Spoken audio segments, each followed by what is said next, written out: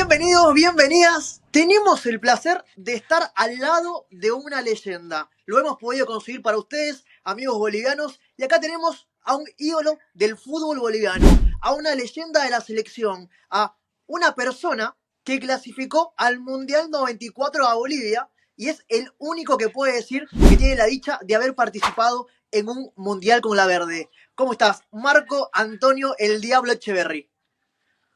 Muy bien, te agradezco mucho. Excelente, la verdad, feliz. Bolivia, después de 39 años, que justamente me tocó a la categoría mía, yo fui el que clasifiqué al Mundial Sub-17 a Canadá, con un grupo de compañeros, amigos, ilusionados también por el país. Y en Lima, Perú, el año 86, salimos campeones, sí.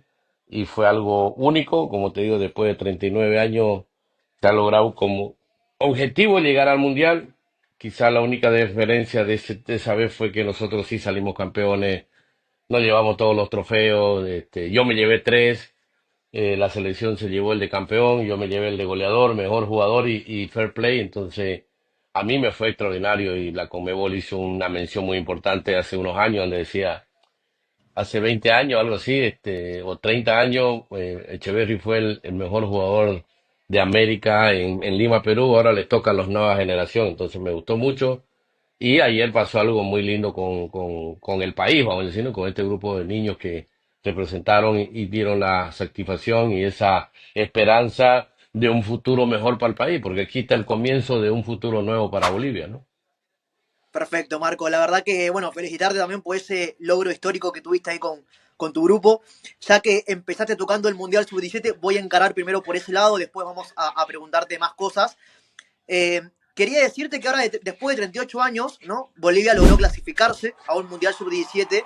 ¿Y qué sentís vos que significa y representa que Bolivia haya vuelto a lograr y repetir este hito, ¿no? Porque la última vez fue contigo, entonces quiero que me digas también algún mensaje para los propios jugadores, lo que se le viene ahora, ¿no? ¿Cómo tienen que afrontar ese Mundial?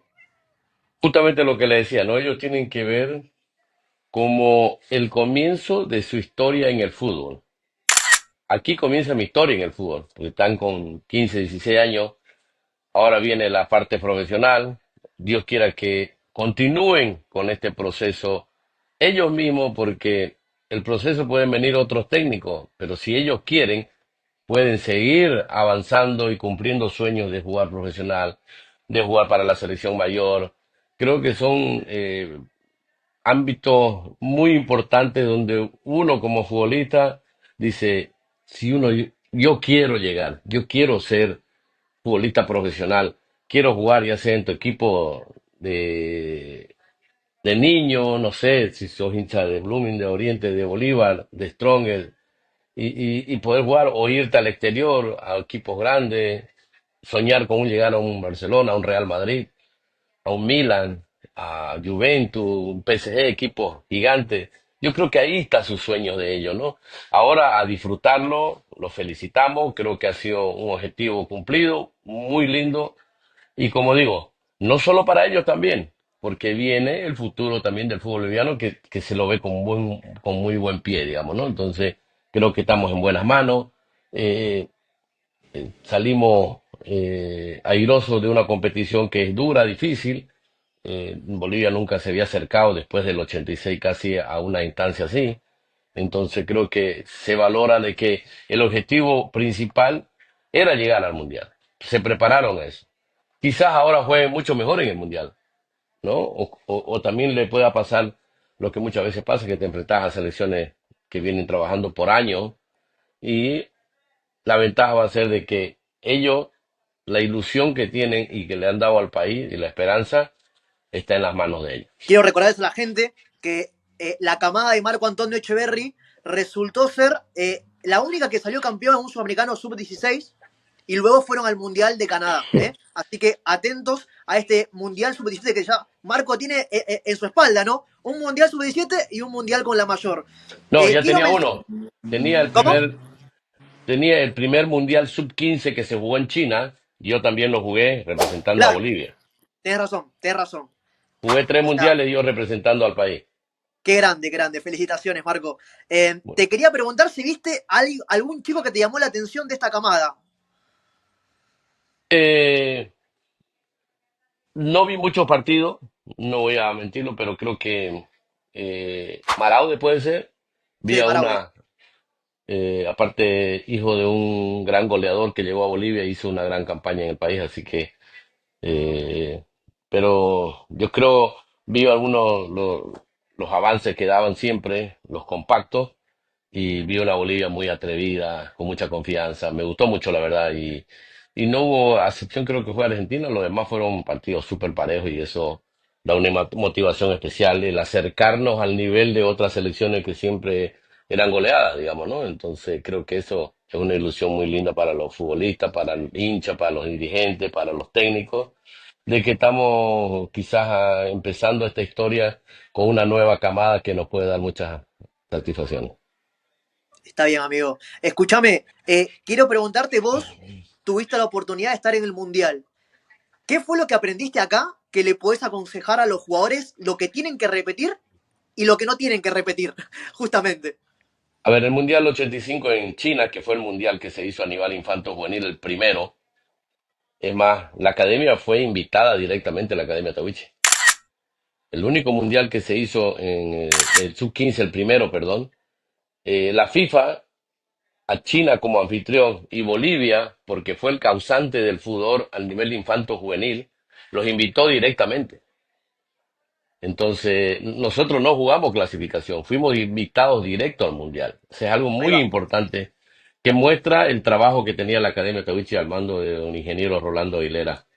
Qué locura. Eh, y una de las cosas súper importantes, por ejemplo, se jugó un sudamericano en Buenos Aires para los próximos clasificados de Sudamérica, Conmebol que se llama ahora, para ir al Mundial de China. Y ahí clasificaron Brasil y Argentina. Pero, ¿qué pasaba? Porque hubo una segunda delegación boliviana que disputó ese torneo. ¿Qué pasaba si esa selección boliviana salía primero o segundo? Íbamos a ver dos selecciones bolivianas. Iba a ser el Claro, único. tenés razón. Mirá, loco. Claro, porque nosotros fuimos invitados directos y Bolivia jugó otra vez la eliminatoria en ese sudamericano. No le fue bien, no le fue bien, pero bueno, yo pongo el caso que imaginándonos que haya sido una selección como la de ahora, que haya sido segunda o primera, porque esa es Claro. la otra cosa también. En esa época se iban solo tres equipos al Mundial. Nos tocó Brasil, representante de Sudamérica, junto con la Argentina y nosotros que estábamos invitados directamente. Era la época del hermano de Diego Maradona, de Hugo Hernán, él jugó. Eh, Nos fue mal. Nosotros trabajamos 9 meses encerrados, concentrados. Yo creo que es el equipo que más estuvo concentrado en la historia del fútbol, porque fueron 9 meses encerrados No, un montón, sí. y nos fue mal, porque nosotros 2 semanas antes habíamos jugado un mundialito de interclubes en Suecia y salimos campeones en Suecia. Y yo me pongo a pensar y yo me acuerdo que sentí como que ya había cumplido en Suecia. No quiere decir que dejé de ilusionarme con el Mundial, pero sentí como que todo lo que yo tenía lo había entregado en ese torneo que fueron 2 semanas antes del Mundial. O sea, Claro, 2 semanas, no, 2 semanas antes nosotros fuimos a Gotemburgo, que se llama la Gothia Cup, y la ganamos. Y jugaba el equipo una belleza. Entonces yo creo que en la cabeza, no porque uno quiera, sino que yo pienso que hubo ya, como ya cumplí, pero no habíamos cumplido, porque estaba lo más importante que era el Mundial. Creo total. yo, viéndolo, la situación, los equipos, porque nosotros jugamos mal, no jugamos como estábamos acostumbrados, porque nosotros teníamos la experiencia de haber jugado 10 partidos, jugamos un partido cada mes en Santa Cruz, Claro. internacional. Y con equipos como San Pablo, Católica, Boca Juniors. A Boca le ganamos 6-1 en Santa Cruz y 4-1 en La Paz. A Católica fue como 6-1, a Cerro Porteño fue 9-0. O sea, teníamos un equipo extraordinario. Todos llegamos a ser profesionales y unos 6 llegamos al Mundial del 93. Esto empezó en el 85, te digo. Entonces, yo creo que nosotros nadie quiere hacer lo malo, ¿no? Ni los que organizaron o los que programaron, pensaron como una competencia buena antes del Mundial. Pero los jugadores en sí, lo que éramos directamente los actores de la película, entregamos todo en ese mundialito de Suecia. Y creo que fue, voy a hacerlo viéndolo desde muchos años después, creo que no deberíamos haber ido a ese mundialito y haber ido directamente a jugar el Mundial de China, porque te digo, empezamos el primer partido contra China y hemos ganado 1-0, nos empataron con un penal más o menos, a Estados Unidos, en un penal que para mí no era, pero era China el local. Contra Estados Unidos el segundo partido, íbamos ganando también 1-0 y hubo una inclemencia del tiempo y la verdad que ya Estados Unidos nos remontó el segundo tiempo 2-1 en los últimos 15 minutos. Yo creo que la parte física lo sacaron, eran jugadores muy grandes, fuertes. eh, y el último partido ya contra Ghana, Ghana sí, lo peleamos todo, pero fueron muy certeros, nos hicieron tres. Pero yo creo que nosotros pudimos tranquilamente llevarnos las dos primeras victorias y pasado fácilmente a la segunda fase, inclusive perdiendo contra Ghana. Porque China fuimos superiores contra Estados Unidos también, y nos volcaron el resultado, cosas increíbles, pero creo que influyó mucho el haber entregado todo en ese mundialito en Suecia. Claro, le salió, para mí le sacó el foco, ¿no? Porque no había Exacto. después el Era mundial como como si no algo tan hubiéramos especial. mentalizado para ese torneo. Claro, Y en cierto modo, ya, campeones, ganamos, ya estamos listos. Y claro, quizás ir más a divertirnos solamente a China, ya cumplido, digamos, pero no era así. Lo más importante fue que no nos fue bien y fue un golpe duro. Volvimos a Bolivia, fue el único fracaso que había tenido la academia, porque fue algo muy grande en Santa Cruz, en Bolivia, porque la inversión que se hizo fue gigante. Imagínate concentrar claro, un equipo 9 meses, darle todos los días al desayuno, almuerzo y cena, preparadores técnicos. Nosotros no cobramos, pero los cuerpos técnicos sí. Tuvimos 9 meses en un proceso, en un proyecto que tiene un presupuesto. Entonces, en esa época creo que fue cerca de $250.000 o $500.000 que se gastó la academia en el proceso de China, que era muchísimo dinero. Estamos hablando del año 84 empezando, ¿no? Porque nosotros empezamos 5 meses antes la preselección. Y ya los últimos, o sea, vamos a hablar, 14 meses duró todo, ¿no? 14 meses. La concentración cerrada fueron 9. Duro, difícil, porque ves a tu papá, lo veíamos domingo de 10 de la mañana a 6 de la tarde, o sea, teníamos solamente 8 horas a la semana para ver a nuestros padres. Y era puro entrenamiento, estudio, entrenamiento, estudio, mucho frío, mucho calor en Santa Cruz, cuando hace frío es durísimo. Entonces fue algo duro por cuando se vio el resultado que fue un fracaso, honestamente. Entonces volver al país para ir a Perú estuvimos 4 meses y al aeropuerto no se despidió nadie, nosotros somos nuestros seres más queridos. Porque claro. la Tawichi siempre que viajaba, iba mucha gente con una banda de música a despedir a la Tawichi. Y esta vez para Perú, solamente nuestros padres fueron, nuestros hermanos. Y lo sentimos nosotros, ¿no? Porque ya me había tocado hacer unos 3, 4 viajes a mí, y a los otros jugadores también. Y lo sentimos de que no haya nadie, ¿no? Hasta poca prensa, creo, no me acuerdo en realidad la verdad, pero sí me acuerdo que fuimos despedidos por muy poca gente. Y nos fuimos con ese pensamiento, ¿no? De que cuando uno está, vamos a llamarlo abajo, que muchas veces la gente ve los resultados, pero para nosotros fue una inyección de decir, esta es nuestra oportunidad para recuperar. Y voy a ser honesto y todos los jugadores lo saben. Nuestro equipo no fue espectacular, nuestro equipo fue de ganas y Claro. meterle y meterle. Y si imagínate yo que jugaba de contención fue el que hice más goles.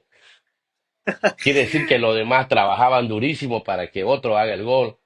Claro, El penal se lo hicieron a Koishikawa contra Brasil, que era el central. Imagínate que él entró jugando. Entonces claro. era un equipazo que defendía y atacaba. No había ninguna figura. Y gracias a Dios logramos clasificar al segundo mundial que fue para Canadá, ¿no? Bueno, qué lindo, qué linda historia, Marco. Te saco del Mundial Juvenil y te llevo ahora al Mundial con la selección mayor. Eh, Vos fuiste un emblema para la generación dorada de la historia de Bolivia. Quiero que me cuentes cómo lo viviste, ¿no? Escuchar ese himno nacional ante Alemania en el Mundial de Estados Unidos 94. A ver, yo la verdad, yo sabía que mis condiciones no me daban para jugar. No estaba con esa ilusión personal y más pensaba en lo que me había pasado, ¿no? Que por qué me lesioné, se me cayó un jugador, por qué fue tan grave. Trabajaba 3 turnos al día, contraté un fisioterapeuta que era especialista en rodillas, que ese era mi último turno a las 10 de la noche, yo tenía que ir a su consultorio. En la mañana era Colo Colo y en la tarde Colo Colo a la fisioterapia también. Y en la noche a las 10 me iba donde este doctor Zamorano, que era especialista en rodillas. Entonces yo para el mundial lo tengo todo así a 1000 por hora, ¿no? Es más, yo me recuerdo bien que cuando Oscar Gorta me dice, Marco, alistate, no me acordaba con quién había calentado, no me acordaba por quién había entrado, o sea, tenía tantas cosas en mi cabeza porque, a ver, yo sabía el momento que estaba viviendo antes de mi lesión, era mi mejor momento, me quería el Real Madrid. Eh, Había hablado ya con el técnico del Real Madrid porque él había sido mi técnico que me llevó al Albacete el año anterior, ¿Cómo se llamaba el técnico, perdón? Benito Floro. ah, y Benito me invitó a compartir con los jóvenes. Almorcé, cené, desayuné, fui parte de ese viaje del Madrid en Chile y yo invitado ahí directo, conversando, almorzando con los jugadores, cenando. eh, y para mí y ya estaba, digamos, ¿no? Porque Benito me dice, quiero que te vas acá, acá, acá. Y yo, loco, pues, ¿no? Y estaba pasando un gran momento y viene mi lesión, desgraciadamente, que ya, por supuesto que no iba a ser el mismo, ¿no? Ya no es lo mismo, la rodilla. Mi fútbol era diferente, mi fútbol era más de velocidad, de cambio de ritmo, de media punta, digamos, ¿no? Más de asistir, llegar por las bandas y hacer un centro desequilibrante, así, pero ya después mi fútbol se convirtió en más pensante, Claro, más creativo, más cerebral, vamos a llamar así, ¿no? Entonces, más de alimentar a los jugadores y ya no había quizás ese desmarque, lo tuve el cambio de ritmo, pero ese era mi mundo constante, mi fútbol constante y ya cuando hubo la lesión me di cuenta de que fui más cerebral, más el creador de la jugada, el cerebro, vamos a llamar, de todo lo que se manejaba. Entonces, ya cambió un poco mi fútbol a ser fútbol desequilibrante, como dije anteriormente, y por supuesto, la lesión fue demasiado grave. Es más, justo 7 meses faltaban para el Mundial y no me dio para recuperarme. Yo jugué arriesgando mis rodillas, arriesgando mi físico, pudiendo terminar mi carrera en esa lesión junto con Mateo porque fue fuerte. Entonces, no lo viví, no me arrepiento de nada de la expulsión porque sé que fue injusta, no era para expulsión. Eh, yo no estaba bien, es más, terminó ese mundial, a la semana para nosotros, vuelvo a Chile y yo recién juego a los 5 meses. O sea, quiere wow, decir que me faltaba muchísimo para estar en claro, condiciones de jugar. Pero era la ilusión de ese mundial y yo siempre agradezco al profe Acarote, que también siempre digo que como un segundo padre, como lo ha sido Lorgio Blanco, como lo ha sido el don Mario Mercado, que terminé enojado con él, pero igual que Rolly Aguilera, como un segundo padre. Eh, Todas esas personas han sido, nunca tuve problema con los técnicos, pero ellos han sido como un papá para mí, ¿no? O sea, muy especial y les tengo un cariño único y van a ser para toda mi vida, ¿no? Hasta que yo tenga existencia. Entonces, todo lo que me preguntaste sobre el Mundial encierra solamente la felicidad de haber contribuido en la eliminatoria, porque eso me dijo Oscar. Sería injusto dejarte afuera con lo que hiciste en la eliminatoria porque fuiste parte de esta clasificación con un grupo extraordinario, me dijo, con tus compañeros que se mataron y que se la jugaron por el país. Entonces, pero creo que vos te mereces ir al mundial, aún estando lesionado. Y así fue, así fue. Él me llevó como premio sin saber si iba a claro. jugar porque la idea es que yo juegue contra España, que era el tercer partido, 5 minutos, digamos, para haber estado en el mundial. No haber entrado contra Alemania a 1000 por hora ahí, pero Claro, igual, no me arrepiento de nada. Dios sabe lo que hace. Quizás si no me expulsaba, porque yo estaba peleando con los jugadores alemanes desde el primer tiempo, me desde el imagino. banco de suplentes. Y justamente ese era el gran problema que teníamos el profe Ascargorta y el cuarto árbitro, pelearon toda la tarde, porque el árbitro le decía que si nosotros no nos sentábamos en el banco nos iba a expulsar y así nos tuvo. Es más, cuando vino la última vez el árbitro le dice, profe, es la última vez que le digo que sus jugadores si se levantan del banco, nosotros los vamos a sacar. Entonces Cargorta nos habla fuerte porque estaba en los nervios él, nos quedamos sentados. Justo salimos de nuevo, nos olvidamos, salimos a reclamar, a pelear, ahí fuera del banco de suplentes, y Ascargorta me grita, Marco, y yo le digo, no, está bien, profe, me voy a sentar. No, calentame, dice. O sea, me puse a 1000 por hora, fue una Claro. locura y no son cosas que en mi etapa política fue lo único que viví y fue lo único que me ilusionó en algún momento, a pesar de haber jugado 3 mundiales, pero dos infantos juveniles. ¿Sentís entonces que no lo disfrutaste al 100%? Lo compartí con mis compañeros, no lo disfruté, porque Claro, lo que claro, uno quiere jugar y quizás esa impotencia, me contrataron un masajista especial. En Chile el primer día tuve psicólogo que hacía trabajos en piscina, fue muy dura mi lesión, fue muy dura la recuperación. Y ya estando en Estados Unidos, lo único que podía hacer era correr un poquito, trotar, acompañar a los compañeros, hacer el calentamiento, que no había roce, donde yo no podía tener contacto con los jugadores. Además, la última práctica, el día anterior, el profe me hace jugar de lateral izquierdo por única vez, nunca había entrenado. Y claro. me dice, vas a entrar ahí a la izquierda unos 10 minutos para ver cómo te sentís. Ya, está bien, profe. Y él les encarga, ¿no?, a los compañeros, mucho ojo con Marco, que está entrando ahí de lateral, cuidado con las divididas, es su primer entrenamiento, entonces todo eso lo hallo como normal para mí, ¿me entendés? Porque yo sé que si estaba sano iba a ser diferente la historia de Bolivia, yo lo sé, no soy farsante ni mucho menos, pero yo era parte de ese esquema táctico que tenía Cargorta, que lo sabíamos de memoria, ¿no? Y yo era parte de ese esquema, entonces, con el respeto a mis compañeros, yo dentro de mí sabía que yo era uno de los 11 que estaba para disputar los partidos del Mundial, pero no estaba. Recordemos a la gente que en el Mundial con Bolivia empataron uno y perdieron dos. Es así Sí, correcto, ¿no? perdimos con Alemania, empatamos con Corea, perdimos 1-0 con Alemania, empatamos con Corea y España nos ganó el último partido porque era un partido decisivo, teníamos que arriesgar todo y España tenía un buen equipo, pero no fue ese superior de 3-0, quizá poquito más de efectividad, de experiencia quizás a nivel mundial que tenían ellos, porque Bolivia, igual que contra Alemania, eh, el partido fue espectacular de la selección, ¿no? Los muchachos jugaron espectacular. Muchos dicen que ese equipo del 94 era básicamente el mejor equipo de la historia de Bolivia. ¿Qué sentías vos que tenía algo especial el grupo?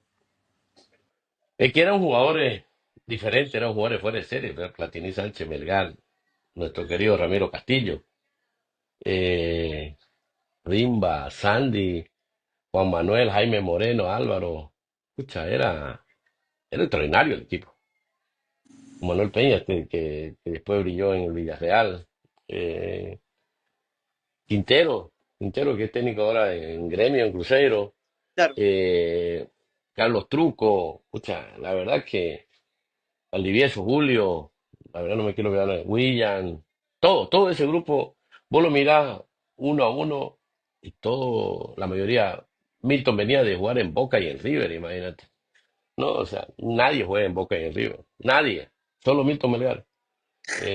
Platini venía del Benfica, uno de los claro, grandes de Europa, no un equipo portugués, uno de los claro, grandes de Europa venía Platini. total. Entonces, ese Cristaldo jugaba en la Liga Argentina, Sandy también creo, ¿quién más? Rimba se fue no me acuerdo qué equipo, bueno, Gimnasia de Grima creo.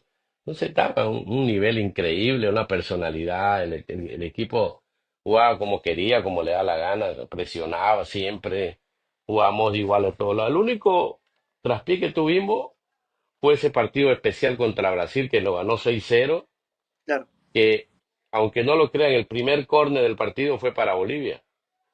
Nosotros le jugamos igual a igual. Yo me lesioné, me desgarré el primer tiempo de una forma increíble, rara. Pero Bolivia, ese partido, el primer córner que tuvo el partido fue para Bolivia, o sea, no fue ni para Brasil. Y Brasil, a ver, salieron campeones del mundo ese año. Era un equipazo.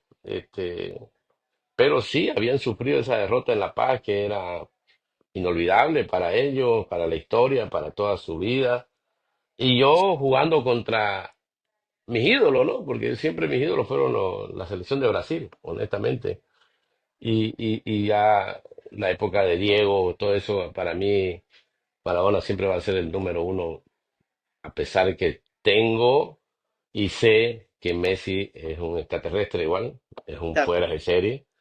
Pero claro, mi ídolo es Diego, justamente Diego. porque es contemporáneo mío, ¿no? Entonces, y lo lloré mucho, la verdad, fue una de las muy pocas personas que he llorado en mi vida, como lo fue llorarlo a Diego Maradona por la admiración que tenía.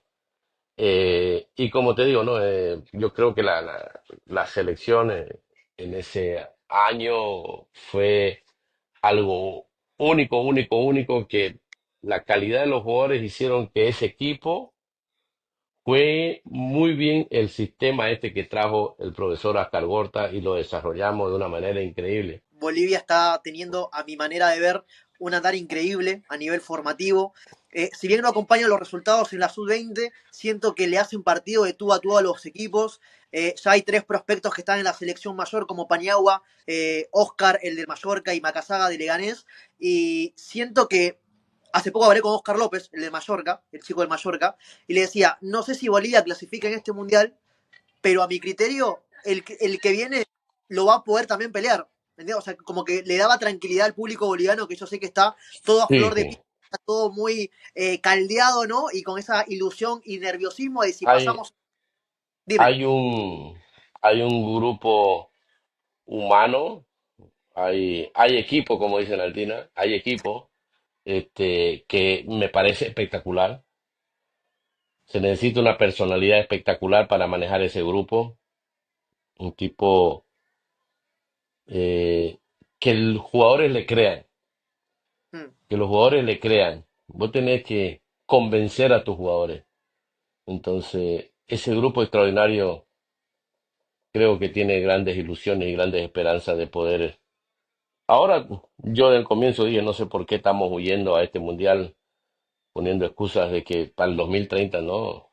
Como decía Carlota, aquí ahora tenés mucho talento, Claro. es mucha personalidad para poder sacar adelante esa selección. Ok, hermano. Ya te voy a tocar este tema, porque quiero también saber tu opinión al respecto de lo que está pasando Bolivia a nivel de la selección mayor.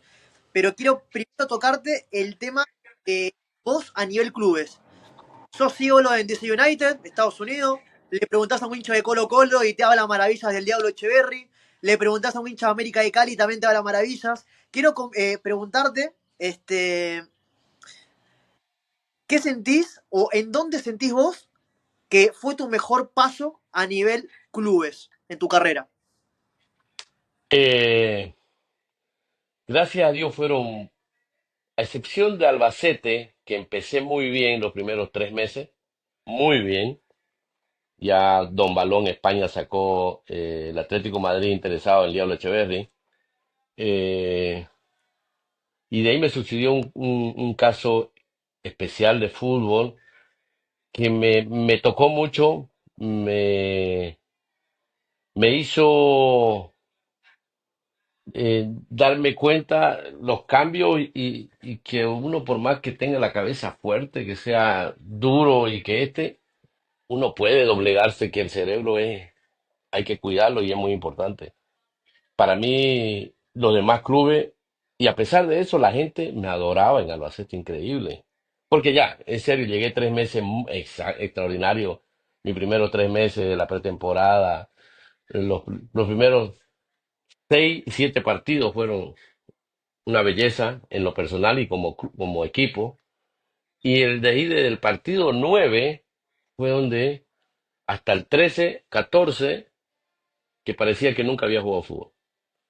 Tan fuerte es la cabeza, tan poderoso el cerebro, que no pude salir de ese momento que viví yo en un partido que jugamos en Tenerife.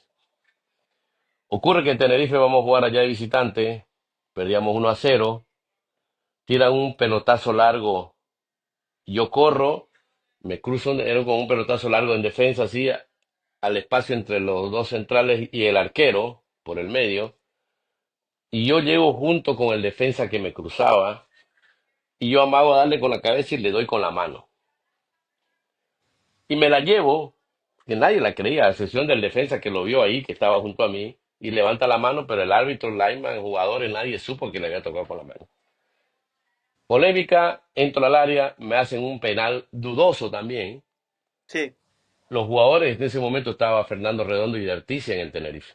Uf, Derticia y Fernando Redondo. qué jugadores. Especial Derticia les reclama mucho y lo expulsa, y expulsa a otro jugador. Entonces, Tenerife quedó con 9, penal, gol, empatamos y le ganamos 2-1. Entonces, fue muy duro. Salir de ahí, nunca pensé que iba a pasar eso en España. Salimos a piedrazo en el bus, Uf, a qué duro. piedrazo. Eso no pasaba casi nunca. Entonces, la prensa en España fue muy dura conmigo. La picardía que uno dice que en Sudamérica, para ellos era una delincuencia. Claro, Entonces fui, vamos a llamarlo brutalmente atacado, por la prensa, que era una crítica real de parte de ellos, porque en cierto modo en mi viveza me había equivocado, había sido desleal al fútbol.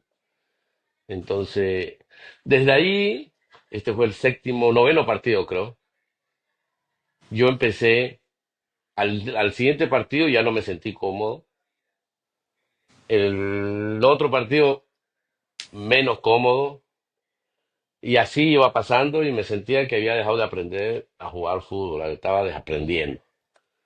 Hasta el partido 14-15, que ya me silbaron y Benito Floro, el técnico, se me acerca y me dice, Marco, ¿cómo están? No, no me siento, la verdad, bien. Y él se molestó mucho porque ya el público empezó a silbarme en algunas claro, jugadas. De lo que ellos habían visto cosas extraordinarias a no ver nada. Y errores y fallas. Porque yo venía a hacer la Supercopa América directamente Chile, pisé en La Paz, España. claro, Entonces no me dio tiempo para nada. Y él se molestó un poco con el público, Benito, porque me dice tantas cosas que ha hecho en estos 3 meses, me dice, y que te sirven por 2 partidos. mm, Estamos molestos ya. El siguiente también ya me silbaron y él dice, no, ahora, ahora no van a verte jugar más. Que aún entiendo como apoyándome, que lo iba a castigar y que no me mandaron a hacer prueba física y salí saturado de fútbol y aparte con mucha ansiedad. Entonces, ese episodio que viví en Tenerife me causó, sobre todo lo que recibí, ¿no? claro, No estuve preparado para eso porque yo, por ejemplo, Copa América de Brasil 91, meses antes, me hicieron un penal contra Brasil. Fue una jugada mía, ¿no? Una jugada mía. Estilo Neymar. En esa época se utilizaba mucho eso, de las año 91. sí, Entonces, me cobraron un penal que fue mi jugada nomás, ¿no? Mi caída, cómo la hice, todo eso. Entonces, provocada por eh, ti, provocada, ¿no? Entonces, eso era muy desleal para ellos. claro, Y todos los programas fueron duramente la crítica conmigo, muy, muy dura. Y me costó. Y me costó un buen tiempo volver a jugar, porque el técnico me quería mucho. Me dice, no, Marco, no quiero verte en el entrenamiento, vos estás saturado de fútbol. El presidente vino y me habló, me quería mucho la gente igual. Me dice, vos te vas de vacaciones ahora y no vas a volver por 2 meses. Da a pasarla bien. Querían que me olvide del fútbol. Y es cierto, venía desde el año 89 sin descanso, sin descanso. Esos 2 años, porque era Copa América, otra vez entrenar, Copa América, entrenar. Me tocó 2 Copa América, la que jugué en Brasil y la de Chile, más el torneo con Bolívar y Copa Libertadores. es real, no había descansado nada y muchas cosas en la cabeza, ¿no? Porque me querían muchos equipos, yo tenía oportunidad de irme a Italia, a la Fiorentina, antes de Albacete, pero ya yo llegué a La Paz de Chile, esa Copa América, llegué a La Paz y yo venía, no, llegué a Santa Cruz, pero yo soy de Santa Cruz. Entonces me llaman los dirigentes y me dicen, Marco, necesitamos hablar. No, le digo, yo, mi contrato me lo hacen así, así, así, así, así, porque honestamente el primer año Bolívar me pagó bien, pero no como debería. Era más bien malo el contrato. Entonces yo dije, pues, o sea, yo la figura, llevo siendo la figura, no puedo ganar menos que nadie. Claro, Entonces yo le dije, no, si no me pagan esto no voy. No, Marco, andate a la embajada que te está yendo a España. O sea, de Chile, 3 días en Santa Cruz, a La Paz, a mi visa, para España, y viajé a España a jugar con el Albacete. Fue así. fue Entonces todo rápido. no tuve tiempo de recuperación y ya en ese episodio que viví en Tenerife, todo se reunió, parece, más la crítica de la prensa. La verdad que no pude soportarlo, no lo pude aguantar y pasó lo que pasó. Volví a los 4 meses y tuve la suerte de volver contra el Deportivo La Coruña y a los 3 minutos que entré me hacen un centro espectacular que lastimosamente el arquero no tuvo acertado y me quedó en la cabeza para un salto, pero un golazo hice de cabeza y la gente se volvió loca, mis compañeros, Claro, pucha, mis compañeros me adoraban, además, la verdad que yo tengo un recuerdo lindísimo de Albacete y lo que más me queda es cuando voy y me despido del presidente, me hace llamar él, no sabía que me despedían, me dice, Marco, te voy a decir algo, y acá en España somos así directos, me dice, el técnico nuevo no está en los planes. Y yo tengo que respetar eso porque él es el que va a manejar el equipo, la parte de fútbol. Entonces yo te agradezco, pero ¿sabes qué? Me dijo, la próxima vez que yo te quiera, ya no te voy a poder comprar, me dijo. Así me lo dijo, eso fue las cosas más lindas que me gustó de lo que me claro, di y él era muy bueno conmigo, como diciendo, vos lo que se viene de vos para adelante para vos es increíble, así que yo no te voy a poder, no voy a poder pagarte. Me gustó como diciendo, vos eras demasiado para este club, digamos, claro. ¿no? Entonces, me Bueno, fue algo muy lindo, tengo la mejor imagen del presidente, de Benito Floro siempre que pude, tuvimos en contacto, y toda la gente, cuando me hablan, siempre hasta ahora hay un cariño, hay lugares donde tienen el cuadro de ese equipo del Albacete cuando yo claro, jugué, porque hay una comunidad muy grande de bolivianos Albacete ahora. Cuando yo fui no había ni uno. Ahora podría tener la garra, el medio estadio yo en Albacete son bolivianos. qué Así bueno. que lindo, lindo. Entonces me manda muchos mensajes. Pero sí, lo que voy a decir, la gente de Colo Colo es impresionante. Claro, Y respecto a tu pregunta, ¿dónde me sentí mejor? Tuve la suerte de todos los equipos que fui, fue con éxito, como te decía, a excepción del de Albacete. Albacete, por eso que desglosamos un poco, pero después fue lo máximo. Llegué a Barcelona campeón, no salía campeón creo después de 15 años, no sé cómo era. Con Emelec perdimos la final justamente por errores nuestros, de los jugadores del equipo. Terminamos con 9 hombres en la final, entonces no era nada competitivo. En el América lo perdimos en el último partido del título, en el penúltimo, perdón. Pero mi fútbol, sobre todo ellos yo creo que ven la entrega que tengo hacia los equipos. Yo me identifico mucho, yo he peleado a muerte por donde estoy. Y siempre fue así, digamos, ¿no? En el DC tengo la suerte de estar en todo el estadio, en las, eh, eh, todas las partes donde hay Ya está, bardas, como paredes. claro. Tengo muchísimas fotos increíbles, Es que donde sos ídolo, entré sí, directamente. muy bien me trataron en todos lados. No tuve ningún equipo donde por lo menos yo diga, con Emelec tuve un problema, pero fue con el presidente, que se Claro, pelearon entre dos personas que manejaban el equipo, que eran los que ponían el dinero, la verdad, y tenían mucho ego los dos, y yo no estaba acostumbrado a eso, pues no, para mí el más importante tiene que ser el jugador en una institución que esté cómodo, que esté feliz, porque son los que entran a la cancha total. al final. con el respeto de cada uno como una empresa cumple su función, el presidente, el utilero, el técnico, pero creo que lo importante siempre va a ser el futbolista, ¿no? Marco, te quería consultar algo que dijiste una vez en una entrevista, que justo hablaste del tema de extranjeros y etc. Dijiste, a mí ningún extranjero me va a sacar el puesto, algo parecido a eso, que tenía que correr 3 veces o entrenar 3 veces más que tú para que te quite el lugar. Cuéntame un poco de esa frase que dijiste. A ver, es que más el contexto era que habilitaron o que no le daban chance a los jugadores jóvenes de Bolivia, ¿no? Los jugadores jóvenes te lo ganás vos y se acabó. Yo no estoy de acuerdo con que tienen que jugar un sub-17, un sub-20, 2-20, un primer tiempo, no. Juega el que se lo gane. Claro, ¿Entiendes? Eso para mí no existe. ¿Por qué? Porque en cada equipo tenés dos sub-20, ¿no? Obligado porque tienen que jugar.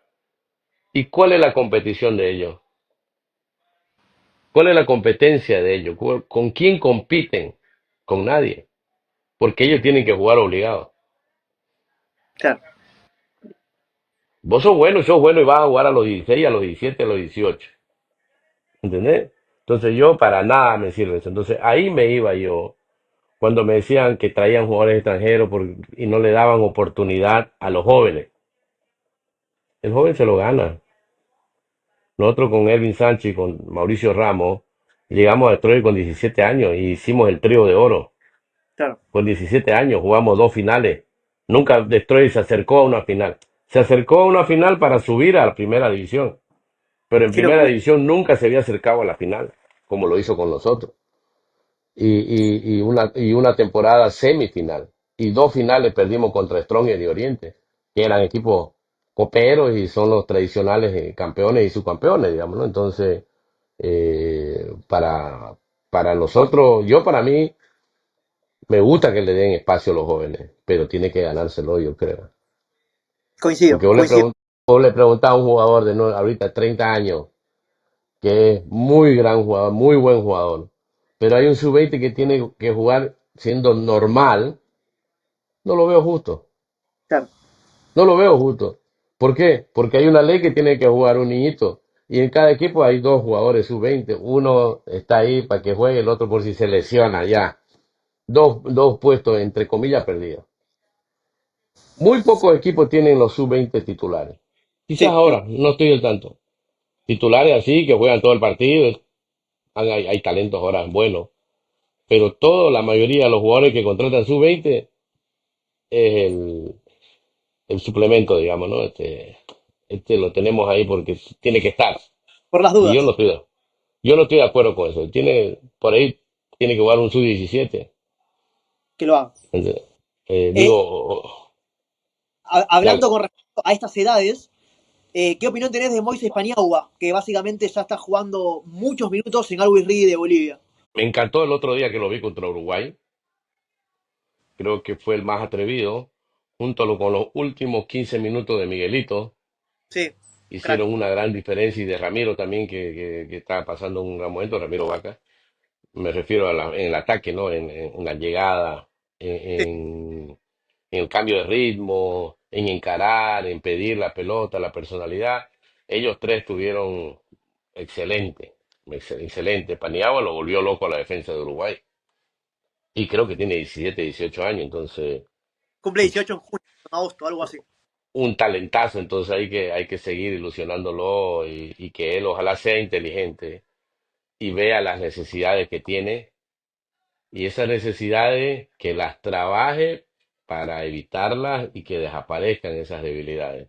Claro. Pero tiene las condiciones, vamos a ver, Sí. ojalá que sea los demasiado inteligente y ambicioso para querer salir del país y jugar un equipo al exterior para marcar diferencia. Bueno, lo quiere Francia, te tengo que confirmar eso. Un equipo de Francia lo quiere. Así que vamos a esperar que sea lo mejor posible, ¿no? Ese posible traspaso. Qué Ya, bueno, porque allá sí iba a trabajar, vos lo viste como era el Ronaldo Nazario cuando llegó sí, al PSV, era flaquito, era fuerte todo, pero después era una bestia, pues, ¿no?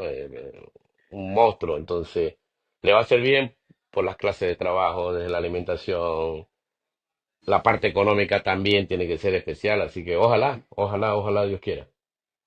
Marco, ya para ir cerrando, quiero preguntarte primero, ¿por qué nace el apodo El Diablo? Para que la gente sepa. Cuando debuto, cuando empiezo a jugar, en esa época jugábamos solo los domingos, ¿no? Que Hace muchos años. No había tanta competición, la competición era febrero, marzo, abril, creo la copa, algo así. De ¿Todos ahí los equipos o solamente los equipos grandes? todos los equipos jugaban domingo. Bien. La segunda división jugaba los sábados, la primera los domingos. Entonces, lunes era el deportivo y todos los diarios, periódicos, en esa época no había redes sociales. Se manejaba el periódico típico y había un periódico en Santa Cruz que sacaba el lunes el deportivo, la parte deportiva era más amplia, era bonita, era noticias internacionales y de todos lados. Y en la última plana él hacía referencia a algo que había pasado el domingo y hacía una caricatura en la última plana del Deportivo. Ah, mirá En- vos. Sí, Entonces hacía una caricatura en referencia a lo que había pasado domingo. Y claro. cuando me sacaba me decía la jugada endiablada, el dribbling endiablado, todo así. Y hay un día otro, el diablo, él mismo fue, se llama Belisario, un amigo de Santa Cruz, famoso por hacer caricatura, por el dibujo, y él fue el que me puso Diablo. Empezó con jugada endiablada, dribbling endiablado y ya terminé con Diablo. Fue por eso. Bien, bien. Obviamente te gustó, me imagino. No, no porque ya cuando yo me di cuenta ya todo el mundo decía Diablo, ¿no? Pero no es tan bonito tampoco, no es tan lindo, digamos, ¿no? Había lugares, me tocó un equipo que eran muy cristianos todos, la Oh, mayoría. iba a morir. Entonces, ellos mismos hicieron conferencia de prensa prohibiéndole que me nombren.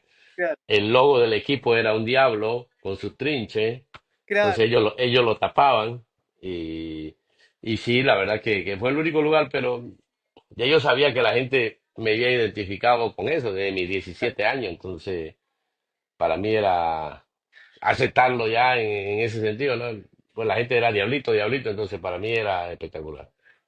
Increíble, increíble. Quiero cerrar con lo que está por suceder, ¿no? En las eliminatorias de cara al próximo Mundial. Vos escribiste la historia, una especie de legado en el fútbol boliviano con la selección, pero ahora viene una camada, un equipo que renueva esa ilusión a cientos y millones de bolivianos que quieren ir, ¿no? Al Mundial, y está esa esperanza y ese sueño genuino de poder estar. Dime qué opinión tenés al respecto, a si es posible la clasificación para ti, qué es lo que sentís que faltaría, qué es lo que sentís que está todo perfecto, qué es lo que tiene que continuar el profe Villegas, y obviamente decirle para ti cómo lo ves a Bolivia a futuro, ¿no? A la gente, qué mensaje le puede dejar a la gente para que se quede tranquila de toda la camada boliviana que está luchando para clasificar al Mundial 2026. No quiero ser ni muy optimista ni negativo. Quiero pensar como el hincha lo que voy a hablar. Bien, Por ética, porque Oscar es mi gran amigo, porque siempre le deseo lo mejor a los jugadores, porque quiero que le vaya bien al fútbol boliviano. Ojalá y deseo que este año sea la oportunidad de poder llegar a este mundial. No me gusta la idea de próxima eliminatoria. bien, Acargorta tenía una frase, aquí y ahora, aquí no ahora. podemos dejarla pasar. Por ejemplo, el mismo caso de la sub-17, ¿no? La sub-17 creo que clasificó de séptimo. Sí, séptimo, Lo mismo tiene que ser en la eliminatoria. Hasta el séptimo tiene chance de clasificar. claro. Entonces, si te das cuenta, entre 10 equipos que no puedas clasificar, teniendo la ventaja de la altura, vamos a llamar ventaja, para mí no es, pero la altura, creo que tenemos que pensarlo. La Ese- selección sí o sí tiene que clasificar a un mundial. Eso puedo decir. Arriba entonces a todo el público boliviano que está viendo esta linda conversación que hemos tenido con Marco Antonio Echeverry. No olviden tampoco suscribirse, dejar un comentario ahí a Marco, que seguramente lo va a estar leyendo a todos ustedes. Y ya para ir terminando, muchas gracias por tu tiempo también, Marco.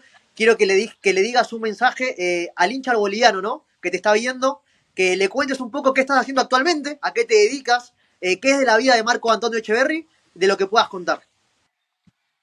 A ver, tengo muchos años con las divisiones menores en Bolivia. Me vine el año pasado a trabajar con el DC United aquí en Washington. Junto con un amigo lo acompaño en un club privado para clases de fútbol, eh, clases privadas, intensas, exclusivas. Eh, y ahora tuve una reunión hace unos 4 días con una persona súper importante de Bolivia, que estamos esperando hasta el lunes cuál va a ser el futuro mío ya inmediato. Si Dios quiere, me parece algo extraordinario que voy a hacer, pero no puedo hablarlo hasta el lunes, así que No hay problema. estoy muy ilusionado porque sería algo extraordinario si llega a suceder y yo creo que sí, creo que va a pasar. Excelente, Marco. Muchísimas gracias por tu tiempo. Yo, César Mosquera, te agradezco por la entrevista y a todas las personas a seguirlo. Muy bien, amigo. Muchísimas gracias.